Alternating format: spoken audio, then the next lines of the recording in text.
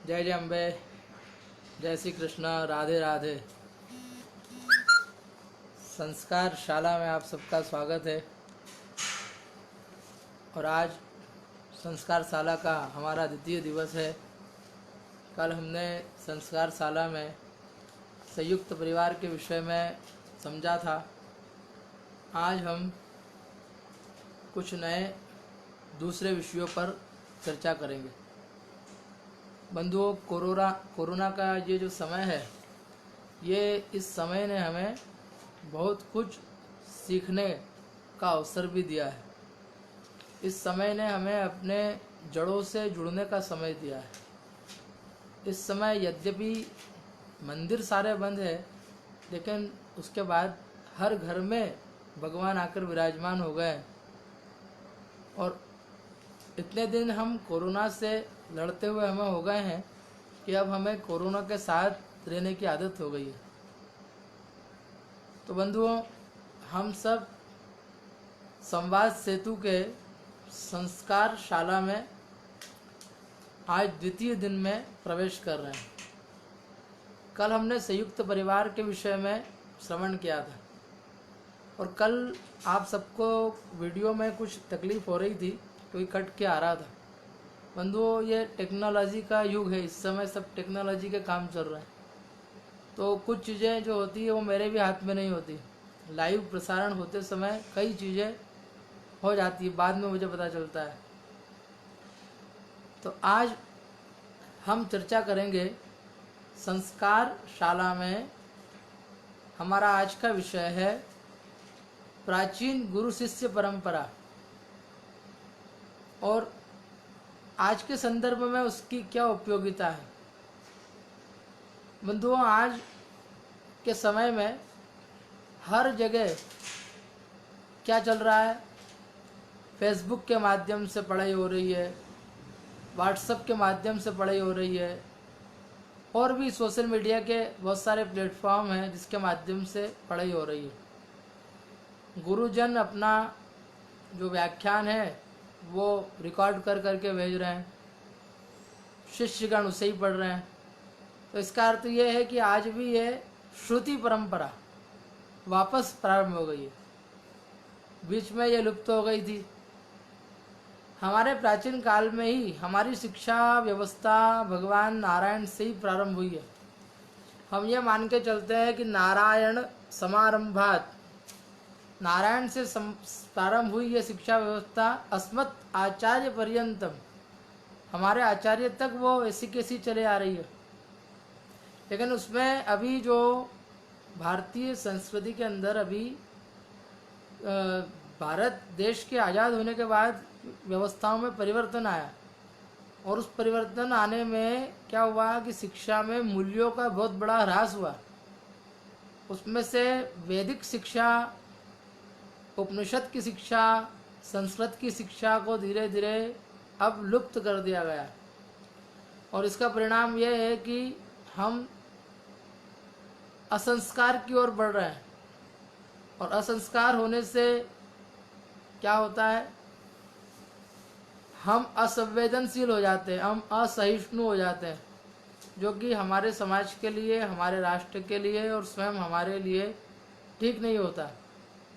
आज गुरु और शिष्य में जो भाव होना चाहिए, जो सद्भाव होना चाहिए, गुरु में जो कर्तव्य निष्ठा होनी चाहिए और शिष्य में जो समर्पण होना चाहिए, आज वो व्यवस्था नहीं देखने में आती। उपभोक्तावाद के युग में आज शिक्षा भी एक बहुत बड़ा केवल धन कमाने का जरिया रह गई है। इसीलिए उसकी गुणवत्ता और गुणवत्ता के साथ उसमें से जो निकलने वाला संस्कार या सार तत्व है वो प्रायः अब समाप्त हो गया। इसीलिए आजकल धन कमाने की शिक्षा तो सबके पास है, लेकिन संस्कार जीवित नहीं रह पा रहे। तो आज हम गुरु शिष्य परंपरा के अंतर्गत भगवान कृष्ण के चरित्र को समझेंगे कि भगवान श्री कृष्ण जो साक्षात जगत गुरु है, कृष्णम वंदे जगत गुरु, तो साक्षात जगत गुरु है। लेकिन उन्होंने भी गुरु की महत्ता को प्रदर्शित करने के लिए, गुरु की महत्ता को बढ़ाने के लिए गुरु के आश्रम पर जाकर विद्या को प्राप्त किया।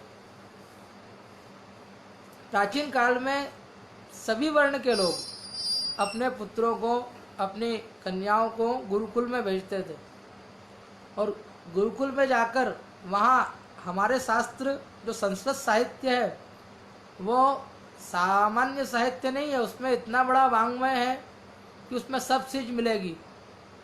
उसमें संसार के सारे सूत्र भरे हैं, चाहे उसमें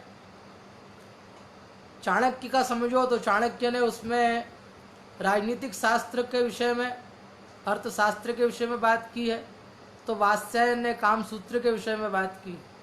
इसका अर्थ है कि संसार के सारे विषय, धनुर्विद्या हो, ब्रह्म विद्या हो, शास्त्र विद्या हो, धनोपार्जन करने वाली सारी विद्याओं का जो साहित्य है वो संस्कृत वाङ्मय में प्राप्त हो जाता है। और गुरु शिष्य परंपरा के माध्यम से पहले बालकों का जो विकास होता था वो विकास उनके राष्ट्र निर्माण में बड़ा सहायक होता था। आज का युवा भी राष्ट्र निर्माण के कार्य करता है, लेकिन आज जो आध्यात्मिक मूल्य है, जो संस्कार वाली व्यवस्था है, वो धीरे धीरे लुप्त होती जा रही है, उसे हमें पुनः बचाना है। तो आइए हम भारतीय श्रीमद् भागवत महापुराण में जो श्री कृष्ण के संदर्भ में गुरु शिष्य परंपरा है, आज हम उस पर चर्चा करेंगे हमारे संस्कारशाला के अंदर। अर्वाचीन काल से ही भारतवर्ष में शिक्षा प्रणाली गुरु शिष्य परंपरा के क्रम से आगे बढ़ रही है। यह परंपरा विद्यार्थी का सर्वांगीण विकास करती है। उनके हर चीज को, कोई सा भी उनकी बुद्धि से संबंधित, उनके शरीर से संबंधित कोई भी व्यवस्था हो, उनके शास्त्र से संबंधित, शस्त्र से संबंधित कोई भी व्यवस्था हो, उनके विकास का वो ध्यान करती है। हर क्षेत्र में विद्यार्थी को परिपूर्ण एवं सक्षम बनाती है, चाहे आगम हो, चाहे निगम हो, सारे शास्त्रों का अध्ययन हो, चाहे संगीत शास्त्र हो, चाहे कला हो, और चाहे शस्त्र विद्या ही क्यों न हो, इन सब में पारंगत करने का काम कौन करता था? गुरु शिष्य परंपरा के अंतर्गत आश्रम में आया हुआ जो शिष्य है वो सद्भाव से गुरु के पास विनम्र भाव से जाता था, और गुरु उनमें परमात्मा से मिलने का सेतु स्थापित, जो साक्षात गुरु ही सेतु बन के परमात्मा से मिलन और जो मुक्त करे ऐसी विद्या को प्रदान करता था। गुरु कौन सी विद्या प्रदान करते हैं? सा विद्या या विमुक्त है, जो विमुक्त करने वाली विद्या है। आजकल जो हम पढ़ रहे हैं ये मुक्त नहीं करती, ये बांधने वाली विद्या है। MBA कर लिया, MCA कर लिया, ये उधरम भरणी विद्या है, केवल पेट पालने की व्यवस्था है। इनसे हमारा आध्यात्मिक कल्याण नहीं होता। लेकिन पहले प्राचीन काल में जब गुरु शिष्य परंपरा के अंतर्गत बालक बढ़ता था तो न केवल उसका आध्यात्मिक विकास होता था, और आध्यात्मिक विकास के साथ साथ वो परमात्मा को लक्ष्य मानकर अपना जीवन जीता था। बंधुओं, जीवन में लक्ष्य, हमारा प्रमुख लक्ष्य अलग होता है और हमारे जीवन जीने के उद्देश्य अलग होते हैं। हमारा प्रमुख लक्ष्य तो ईश्वरीय है, हमारा परम लक्ष्य तो उस परमात्मा से मिलना ही है। हमारा परम लक्ष्य तो व्यष्टि से समिष्टि बनना है। लेकिन हमारे जीवन के जो दूसरे उद्देश्य है वो अलग अलग है, और उन उद्देश्यों में जैसे समाज का उत्थान, समाज की कुरीतियों को दूर करना, आत्म विकास, अपने परिवार का पालन पोषण और राष्ट्र की समुन्नत उन्नति कैसे हो, इस पे विचार किया जाता है। जहाँ गुरु अपने स्नेह भाव से अपने शिष्यों को सब कुछ अर्पण कर देते थे, वहीं शिष्य भी अपना संपूर्ण समर्पण, श्रद्धा, समर्पण और आज्ञा पालन आदि गुणों के द्वारा गुरु का सत्कार किया करते थे। बंधुओं, भारतीय संस्कृति में गुरु को सबसे बड़ा बताया गया। गुरु से बड़ा कोई नहीं है। गु का अर्थ है अंधकार, रू का अर्थ है प्रकाश। जो प्रकाशित करे वो गुरु होता है। इसीलिए भारतीय परंपरा में गुरु को ब्रह्मा, विष्णु और महेश से भी ऊपर बताया। गुरु ब्रह्मा, गुरु विष्णु, गुरुदेवो महेश्वरः, गुरु साक्षात परब्रह्म, तस्मै श्री गुरुवे नमः। तो गुरु ब्रह्मा, विष्णु और महेश से ऊपर है। क्यों? क्योंकि ब्रह्मा बन के वो सृजन करता है। सृजन करता है मतलब वो बालक की बुद्धि को रचनात्मकता के साथ विकसित करता है। वो विष्णु बन के उसका पालन करता है, उसके अंदर जो क्षमता है उनको विकसित करता है, उसका पालन करता है, उनका पोषण करता है, उनको पल्लवित पुष्पित करता है। और वो शंकर बन के उनकी नकारात्मकता को, उनके तुच्छ विचारों को नष्ट करता है, उनका संहार करता है। इस तरह से गुरु ब्रह्मा, विष्णु और महेश ये तीनों के कार्य करता है। और इसीलिए गुरु परब्रह्म है, क्योंकि वो प्रकाश का दीपक प्रज्वलित करता है शिष्य के हृदय में। और सबसे बड़ी बात है कि संस्कारों के साथ सच्चरित्रवान बनाता है, क्योंकि सच्चरित्र हमारे राष्ट्र की पूंजी है।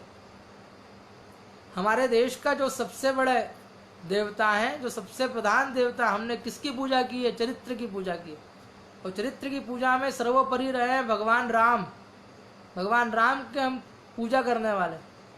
हम त्याग का पूजन करते हैं, त्याग में सर्वोपरि रहे भगवान शंकर। हमारे जो सबसे बड़े देव है, जिन्हें हम महादेव कहते हैं, वो महादेव भी किस लिए पूज्य है? क्योंकि वो त्यागी है, सब कुछ उन्होंने त्याग रखा है, वो ओढ़दानी है।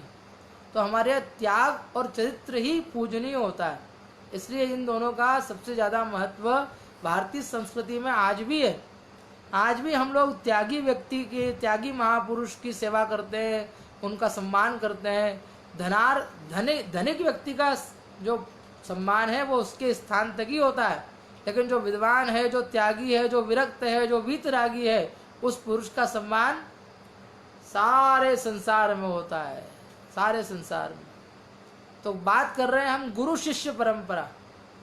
गुरु अपने शिष्य को शिष्य नहीं रहने देता, गुरु अपने शिष्य को गुरु ही बना देता है। सब कुछ बताने के बाद गुरु अपने शिष्य को अपने ही स्थान पर विराजमान कर देता है। वो गुरु है जो कुछ न छुपाए, जो परमात्मा से मिलने का मार्ग प्रशस्त करे, जो राष्ट्र की समुन्नति करने का मार्ग प्रशस्त करे, वो गुरु है। इसलिए नारायणं पद्मभुवं वसिष्ठं शक्तिं च तत्पुत्र पराशरं च व्यासं सुखं गौड़पादं महान्तं गोविंद योगीन्द्रमथास्य शिष्यं श्रीशंकराचार्यमथास्य पद्मपादं च हस्तमलकं च शिष्यं तं तोटकं वार्तिककारमन्यात् अस्मद्गुरुं संततमानतोस्मि। ये हमारी परंपरा कहाँ से प्रारंभ हुई? नारायण से प्रारंभ हुई, शंकराचार्य मध्यमाम, उसके बाद ये सारे गुरु।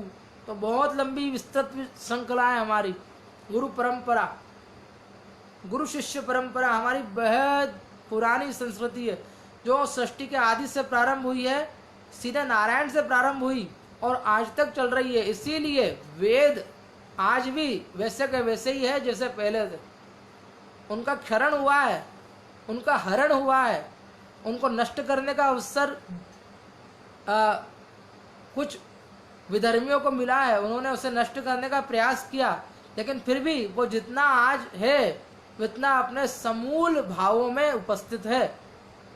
इसीलिए वेद ही प्रमाण है। तो गुरु शिष्य परंपरा में वर्तमान समय में गुरु शिष्य परंपरा प्राय लुप्त सी हो गई है। शिक्षा के साथ संस्कारों का, उच्च मूल्यों का पतन हो रहा है। ना तो आज अरुणी जैसे शिष्य मिलते हैं, ना उपमन्यु जैसे शिष्य मिलते हैं, और ना वशिष्ठ और सांदीपनि जैसे गुरु वर्तमान काल में मिलते हैं। गुरु एवं शिष्य के आपस में समन्वय और संस्कारों को जीवित करने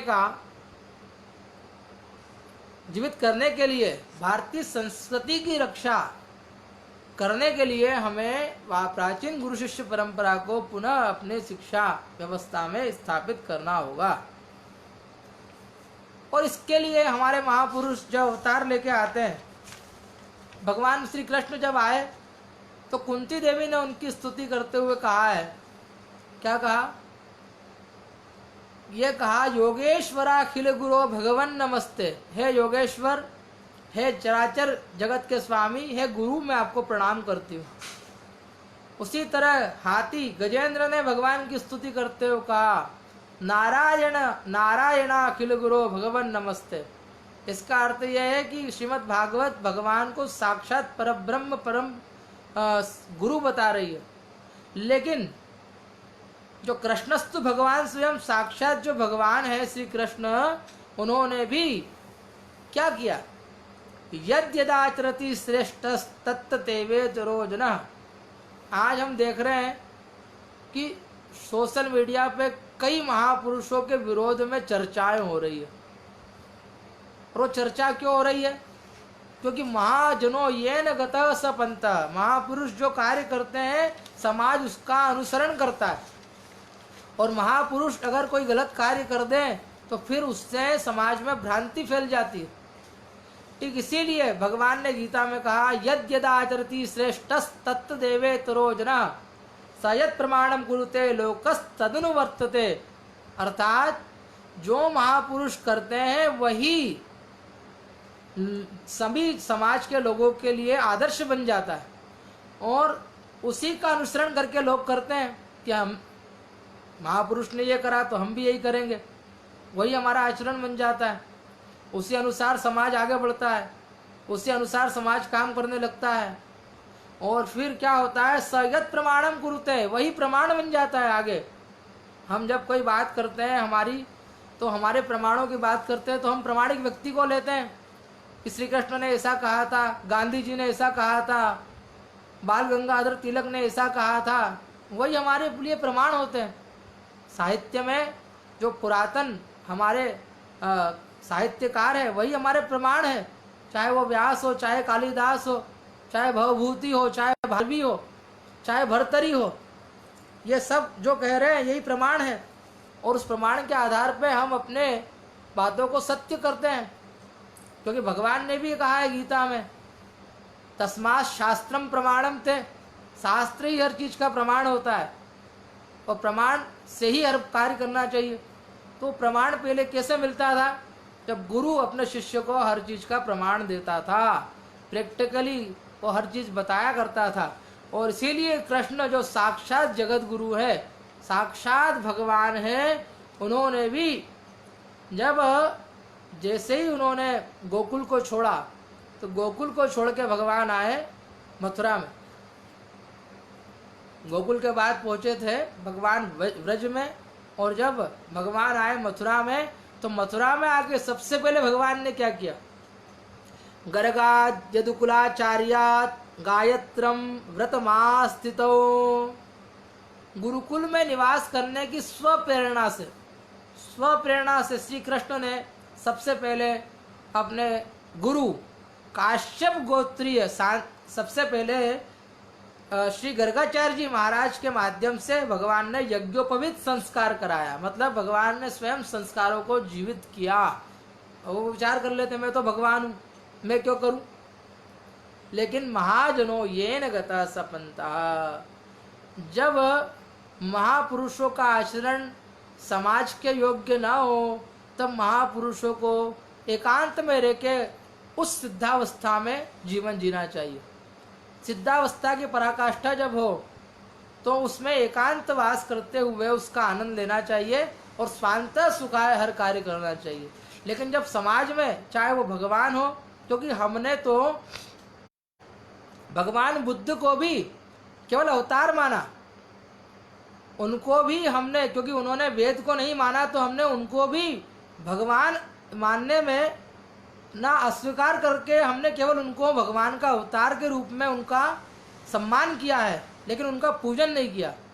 क्यों नहीं किया? क्योंकि वो वेद, हम वेद विहित जीवन जीने वाले, और वेद क्या है? वेद भगवान के श्वास है। प्राण, और प्राण कैसे हमारे जीवित रहेंगे? हम कैसे जीवित रहेंगे? हमारे श्वास से ही।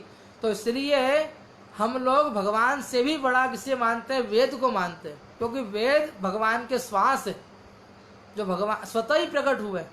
तो यहाँ भगवान ने भी आकर वही कार्य किया जो उन्हें करना चाहिए। महाजनों ये न गतः स पंथा, उसको आधार बना के भगवान संस्कारों के साथ पहले आगे बढ़े। उनका यज्ञोपवीत संस्कार हुआ। यज्ञोपवीत संस्कार होने के बाद भगवान गुरु शिष्य परंपरा के अनुसार, ऐसा नहीं कि गुरु जी को अपने घर बुला लिया, भगवान कृष्ण ने गुरु जी के आश्रम पर आए। कहाँ तो मथुरा नगरी और कहाँ उज्जैन नगरी। उज्जैन नगरी में आए और उज्जैन नगरी में आए स्वप्रेरणा से।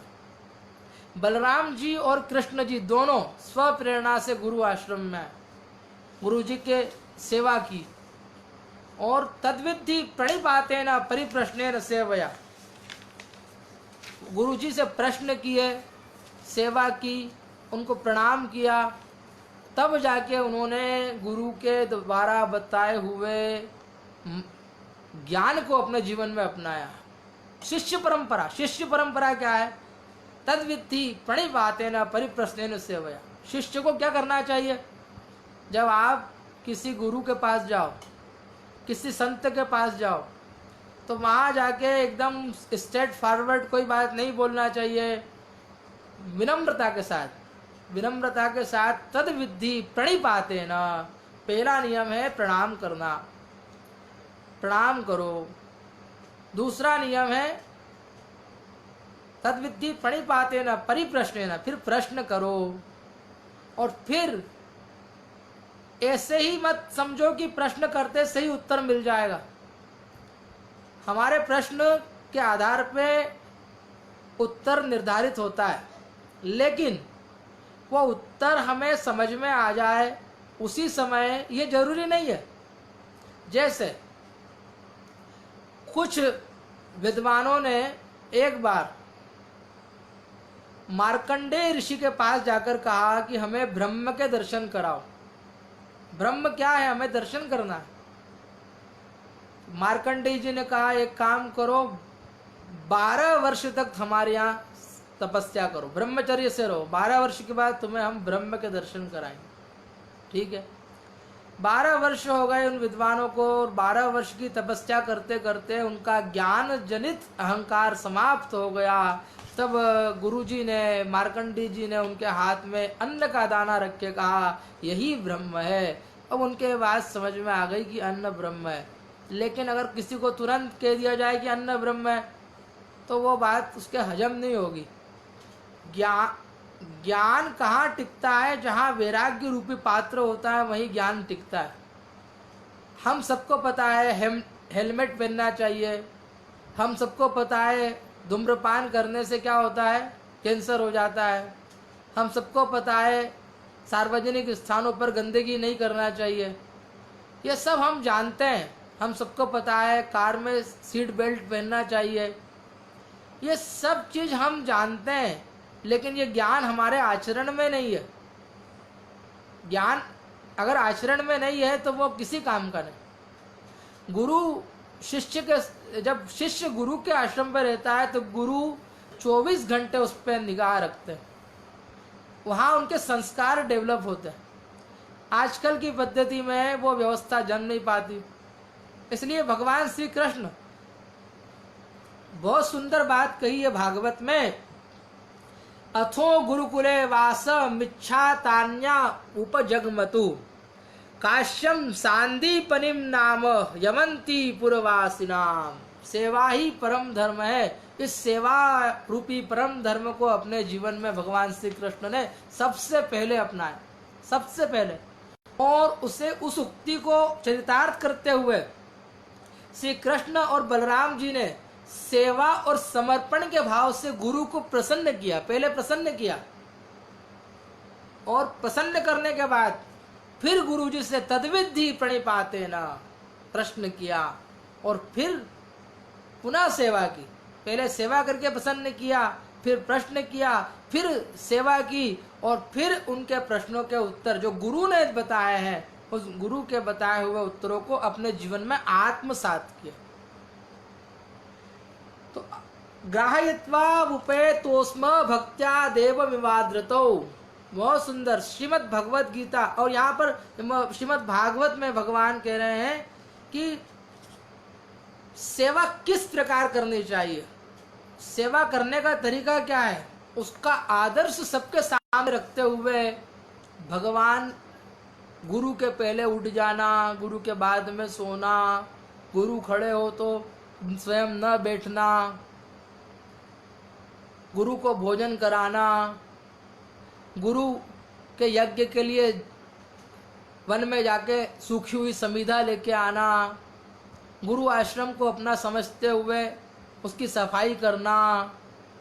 केवल शिक्षा ही नहीं, शिक्षा के साथ संस्कार, संस्कार मतलब सर्वांगीण संस्कार, सर्वांगीण व्यवस्था, यज्ञ की व्यवस्था, भोजनशाला की व्यवस्था, उसके साथ सफाई की व्यवस्था, और फिर गौशाला की व्यवस्था, गौशाला में जाना। और भगवान स्वयं गौ माता के लिए वन में जाते थे, भगवान संविदा लेने वन में जाते थे। एक साधारण बालक जो कार्य करता है, तद अनुसार भगवान श्री कृष्ण और बलराम जी ने उन्हीं कार्यों को आगे किया है। तद विद्धि प्रणिपातेन परिप्रश्नेन सेवया, वही सूत्र आया, तद विद्धि। बार बार गुरु से पूछते हैं। गुरु आश्रम में कृष्ण यज्ञ के लिए संविदा लेने जाते हैं। गुरु माता और गुरुकुल की सेवा में संलग्न रहते हैं। इस विषय में अपने मित्र सुदामा, जब सुदामा से मिलते हैं तब भगवान कहते हैं, गुरु दारेश चोदिता नाम ईंधनता नयने क्वचित। हे मेरे मित्र, कितना अच्छा समय था जब हम ईंधन लेने के लिए वन में जाते थे, गुरु माता हमें कलेवा दे देती थी। अर्थात भगवान इस उक्ति से कह रहे हैं कि हम सब उस समय ईंधन लेने के लिए वन में जाते थे। मतलब भगवान कहाँ जाते थे? वन में। भगवान को जाने की क्या जरूरत है, लेकिन सत शिष्य के भाव से सेवा में पूर्ण समर्पण, किसी तरह का कोई ऐसा कार्य नहीं कि उसे छोड़ देना। भागवत कह रही है, एत देवै सक्षित्ते कर्तव्यम गुरु निष्कृतम यद्वे विशुद्ध भावेन सर्वार्थात्मार्पणम गुरो। भगवान सुदामा जी से कहते हैं, क्या कह रहे हैं कि शिष्य का कर्तव्य इतना ही है कि गुरु के ऋण से मुक्त होने के लिए सद शिष्यों को अपने विशुद्ध भाव से अपना सब कुछ, यहाँ तक कि अपना शरीर भी गुरुदेव को समर्पित कर देना चाहिए। अब आज के संदर्भ में हम देखें तो क्या आज के संदर्भ में शिष्य में इतने प्रबल भाव होते हैं कि वो गुरु को अपना सब कुछ समर्पित कर दे? और या शिष्य अपना सब कुछ समर्पित करते तो गुरु उसका दुरुपयोग न करे? हम बड़े बड़े यूनिवर्सिटी में देखते हैं, आज छोटी छोटी सी बात पर जो छात्र हैं वो गुरुओं के केबिन को घेर लेते हैं, उनका अपमान करते हैं, उनको मारते भी अगर ऐसे अवसर मिल जाए तो। और कहीं कहीं पे हम देखते हैं कि शिक्षण संस्थान कई जगह पे शिष्य का सब कुछ लेने के लिए लालायित रह जाते हैं, कैसे भी करके धन कमाना है। तो एक तरफ से तो धन की लोलुपता वाली जो बात है, भाव है वो, और एक तरफ गुरु के प्रति अनादर है, ये दोनों ही व्यवस्था अपने अपने स्थान पर हमारी शिक्षण तंत्र को खोखला करती है, कमजोर करती है। इसीलिए भगवान श्री कृष्ण ये बात कह रहे हैं कि एतदेवै चक्षुत्ते कर्तव्यम गुरु निष्कृतम। शिष्य का कर्तव्य है कि गुरु की तरफ समर्पित भाव के साथ आगे बढ़ जाए। अब भगवान श्री कृष्ण ने 6 अंगों के साथ वेद की शिक्षा प्राप्त की। अरे जिनके श्वास ही वेद है, लेकिन वह भी शिक्षा लेने के लिए, गुरु की महत्ता को बढ़ाने के लिए उनके आश्रम पर जाकर 64 विद्याओं को सीख रहे हैं। अर्थात गुरु की महत्ता को प्रदर्शित करने के लिए भगवान राम हो या भगवान कृष्ण हो, उन्होंने भी गुरुकुल में जाना स्वीकार किया, गुरु की आज्ञा का पालन किया। और तुष्येयम सर्वभूतात्मा गुरु शुश्रूषयाय था। और गुरु जब प्रसन्न हो गए तब गुरु ने प्रसन्न होकर सारी विद्याएं प्रदान की। और विद्या प्रदान करने के बाद 64 दिन में सारी विद्याएं सीख ली, 64 कलाओं को सीख लिया श्री कृष्ण ने। और उसके बाद फिर गुरु दक्षिणा में उनके पुत्र को लाकर, जो पुत्र यमपुरी में थे, उन पुत्रों को लाकर प्रदान कर दिया। अर्थात यहाँ पर यह बात आ रही है कि प्राचीन परंपरा में चाहे श्री कृष्ण हो चाहे राम जी भी वशिष्ठ जी के आश्रम में गए शिक्षा प्राप्त करने के लिए। आज कई जगह हम देखते हैं बच्चे बोर्डिंग के स्कूल में जाते हैं। आज हम देखते हैं कि बच्चे शिक्षण संस्थानों में जिनमें बहुत बड़ी बड़ी फीस होती है उसमें पढ़ने के लिए जाते हैं, और आज के समय के अनुसार वो बहुत अच्छा अपना उसका रिजल्ट भी देते हैं। लेकिन कहीं ना कहीं हम आज भी चिंतित होते हैं कि संस्कारों की बहुत बड़ी कमी हो गई है। गुरु शिष्य का जो संवाद, जो एक अर्जुन और द्रोण जैसा संबंध था, जो सांदीपनी और कृष्ण जैसा संबंध था, जहाँ पर श्री कृष्ण जी एक बात कहते हैं कि मैं गुरु से बढ़ के प्रसन्न किसी से पे नहीं हूँ। जो गुरु की सेवा करता है मैं उससे जितना प्रसन्न होता हूँ उतना प्रसन्न मैं मेरी पूजा से नहीं होता। जहाँ भगवान ये कह रहे हैं कि सबसे पहला गुरु होता है पिता, दूसरा गुरु होता है जो उपनयन प्रदान करे, यज्ञोपवीत प्रदान करे, और तीसरा गुरु बताया भगवान श्री कृष्ण ने जो दीक्षा प्रदान करे।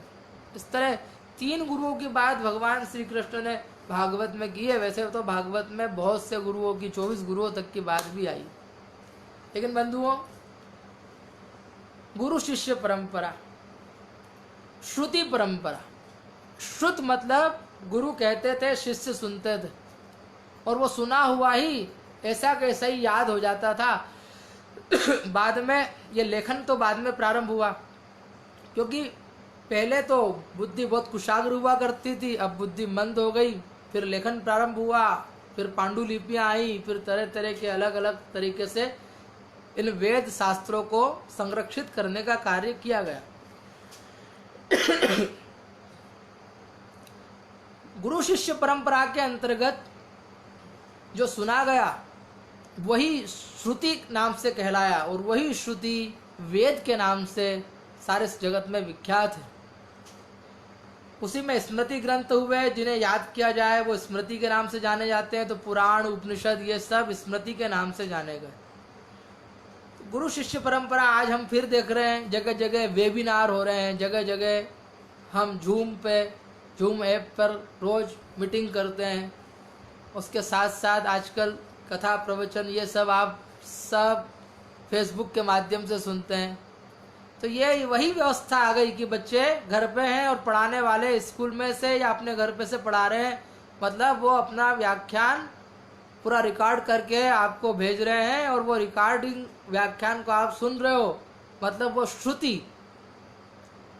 श्रुति परंपरा आज भी उतनी ही प्रासंगिक है जितनी उस समय थी। हमें अपनी प्राचीन परंपराओं पे गर्व करना चाहिए।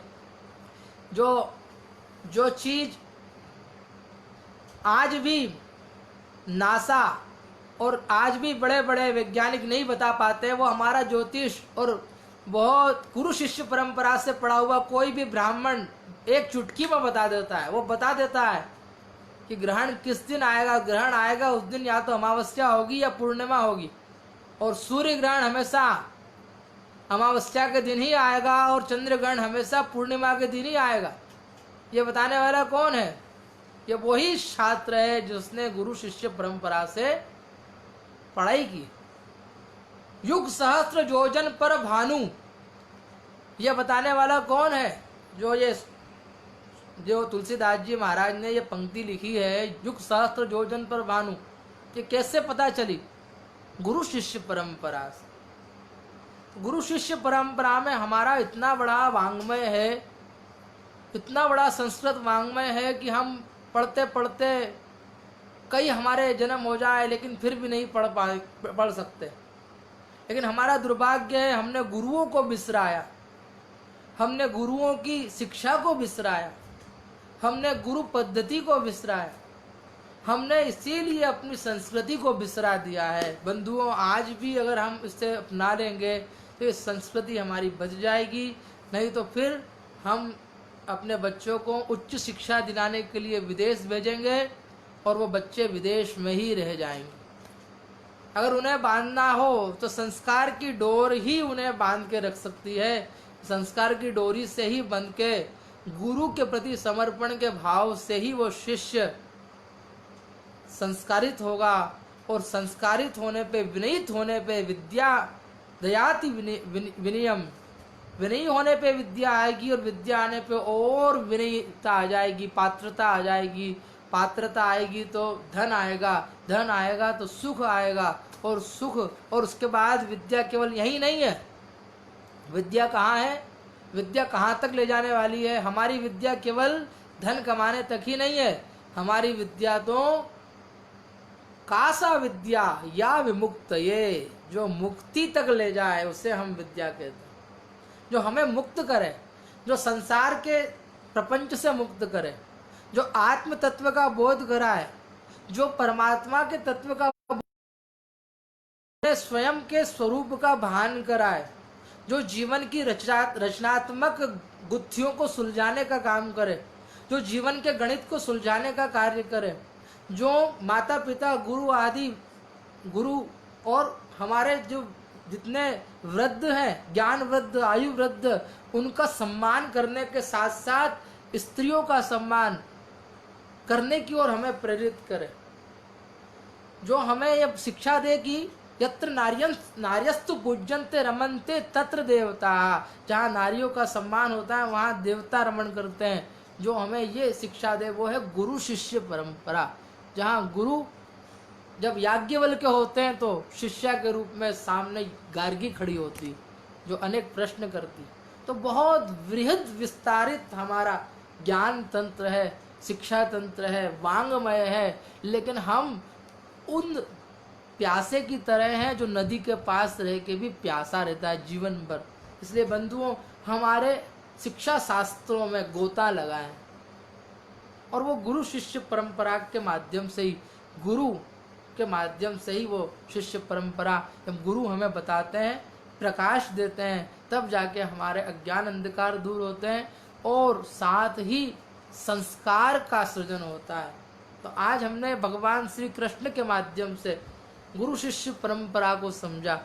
आगे हम संस्कार शाला में भगवान राम के चरित्र को, और कुछ और जिन्होंने अपने जीवन को संस्कारों से स्वयं सराबोर किया और जगत को कुछ न कुछ दिया, जिनकी प्रेरणा लेके संसार आगे बढ़ा, ऐसे कुछ महापुरुषों की चर्चा संस्कार शाला में करेंगे।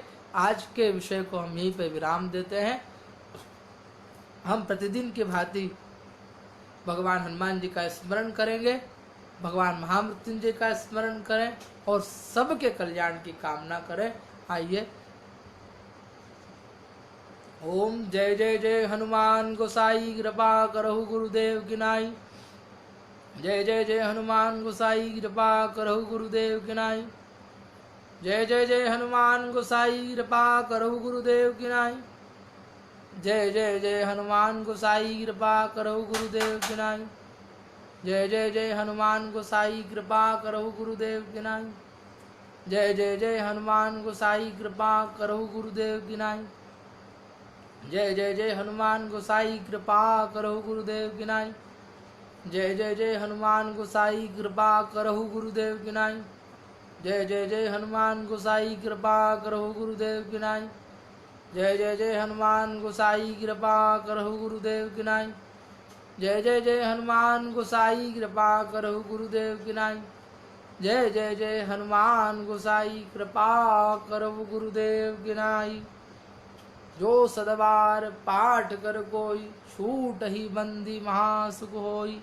बोलिए हनुमान जी महाराज की जय। मृत्युंजय महादेव त्राहि मां शरणागतम्। जन्म मृत्यु जरा व्याधि पीडितं कर्म बंधनैः।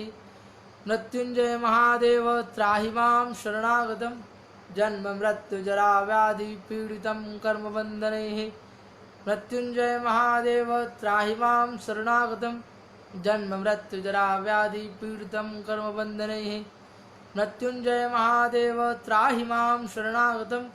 जन्म मृत्यु जरा व्याधि पीडितं कर्म बंधनैः।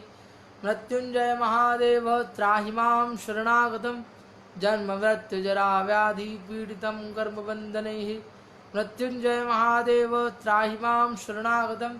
जन्म मृत्यु जरा व्याधि पीडितं कर्मबन्धनैः मृत्युञ्जय महादेव त्राहि मां शरणागतं जन्म मृत्यु जरा व्याधि पीडितं गर्भबन्धनैः मृत्युञ्जय महादेव त्राहि मां शरणागतं जन्म मृत्यु जरा व्याधि पीडितं गर्भबन्धनैः मृत्युञ्जय महादेव त्राहि मां शरणागतं जन्म मृत्यु जरा व्याधि पीडितं कर्मबन्धनैः मृत्युञ्जय महादेव त्राहि मां शरणागतं जन्म मृत्यु जरा व्याधि पीडितं कर्मबन्धनैः मृत्युञ्जय महादेव त्राहि मां शरणागतं जन्म मृत्यु जरा व्याधि पीडितं कर्मबन्धनैः मृत्युंजय भगवान की जय।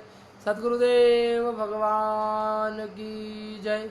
सर्वे भवन्तु सुखिनः, सर्वे सन्तु निरामयः, सर्वे भद्राणि पश्यन्तु, मा कश्चित् दुःखभाग् भवेत्। नारायणाखिल गुरो भगवन् नमस्ते, नारायणाखिल गुरो भगवन् नमस्ते, नारायणाखिल गुरो भगवन् नमस्ते। कल संस्कार शाला में हम एक नए विषय को लेकर, नए पात्र को लेकर उपस्थित होंगे। आप सभी स्वस्थ रहें। शुभ रात्रि, पावन रात्रि। जय जय अम्बे। आपके अगर कोई प्रश्न हो तो वह प्रश्न भी आप, संस्कारों से संबंधित कोई प्रश्न हो तो आप पूछ सकते हैं। उसके अलावा आपको ये कैसा लग रहा है संस्कार शाला, उसके विषय में भी आप कमेंट्स करके बता सकते हैं। जय जय अम्बे। जय श्री कृष्णा। राधे राधे।